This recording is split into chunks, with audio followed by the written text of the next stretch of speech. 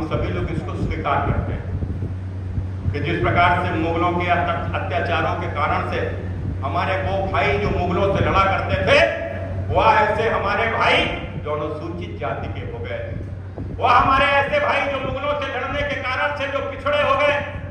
वो हमारे ऐसे तमाम सारे भाई और जिनको उस समय की हमारी व्यवस्था ने, हमारी सरकारों ने इस प्रकार की स्थिति को बनाने को मजबूर कर दिया और लोगों ने अपने जान के भय से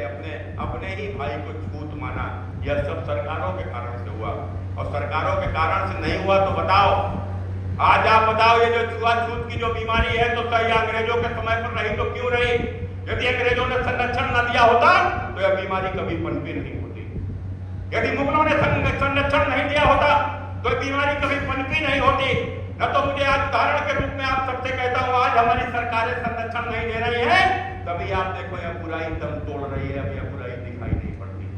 क्योंकि सरकार का संरक्षण नहीं है। कोई भी बुराई तभी जन्म लेती है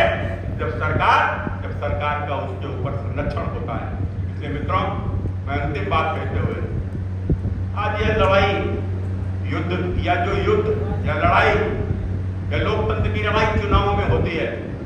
लोकतंत्र की लड़ाई तीर तलवारों से नहीं होती, पहले तो लड़ाई युद्ध से होती थी और युद्ध में जो ताकतवर होता था वो जीत जाता था, जो जीत जाता था उसकी सरकार बन जाती थी। आज लड़ाई वोट से होती है, वोट दिमाग से प्रभावित होता है, लोग मती काट देते हैं, बुद्धि भ्रमित कर देते हैं और आपका वोट आपसे छीन लेते हैं। तो मित्रों, यह माइंड वार है, माइंड वार। इस माइंड वार को लड़ना है, लोगों के फैलाए हुए झूठ को काटना है, अपनी सच्चाई को बताना है। आज जिस प्रकार से आपने देखा होगा, मोदी जी जब भाषण दे रहे थे, मोदी जी के अपने भाषण में एक विषय था, उन्होंने कहा था कि हमने यह जो बंजारा समाज है, यह जो घुमंतू समाज आज यहाँ है कल वहां है, इसके जीवन में स्थायित्व है, यहाँ भी कहीं रहें, इनका भी मकान हो, इनके बच्चों को भी पढ़ाई हो और इनका भी जीवन में स्थायित्व है, इनका विकास हो, उसको लेकर उन्होंने कहा हमने आयोग बनाया है। लेकिन इन बंजारों की इतनी संख्या नहीं होती है कि ये वोट बैंक के रूप में कोई नहीं देखे, क्योंकि हमारे देश में तो वोट बैंक के रूप में ही देखा जाता है।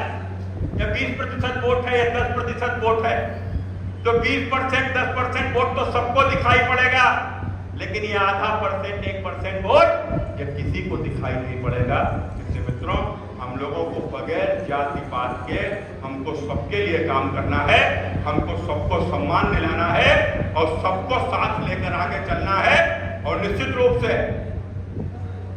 कि वो हर व्यक्ति जो हमारे विचार के साथ में जुड़ा है,